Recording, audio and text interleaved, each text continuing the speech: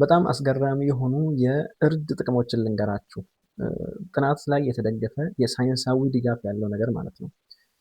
ይህም ለብዙ ዘመናት ብዙ ሰዎች ይጠቀሙበታል። ለተለያዩ ነገሮች ይጠቅማል። አንደኛ ሰውነታችን ላይ ጉዳት የሚያመጡ ነገሮችን ሴላችን ላይ ጉዳት ሊያመጡ የሚችሉ ፍሪ ራዲካሎችን ከሰውነታችን እንዲወገዱ ያደርጋል። ይህም ደግሞ ለተለያዩ በሽታዎች እንዳንጋለጥ ስፔሻሊ የካንሰር ሊሆን ይችላል፣ ለመገጣጠሚያ ህመሞች የተለያዩ ነገሮችን ይቀንስልናል።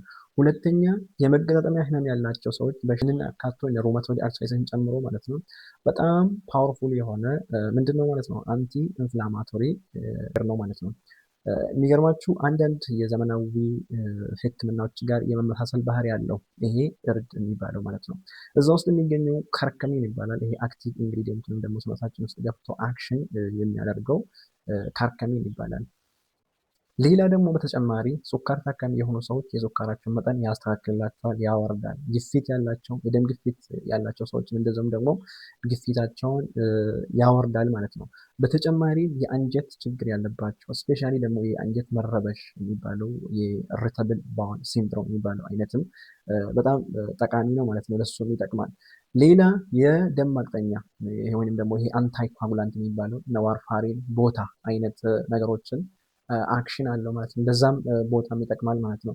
የተለያዩ እንደ አስም ያላቸው መርሳት ሊሆን ይችላል። የጭንቅላታችን የተለያዩ ኮግኒቲቭ ፋንክሽኖችን ኢምፕሩቭመንት ያሳያል ማለት ነው። ይህም ደግሞ ሳይንሳዊ ድጋፍ ያለው ነገር ሲሆን እንዴት ነው መጠቀም የምትችሉት? ይህንን ነገር ያው ትንሽ እንትኑን ልንገራችሁ።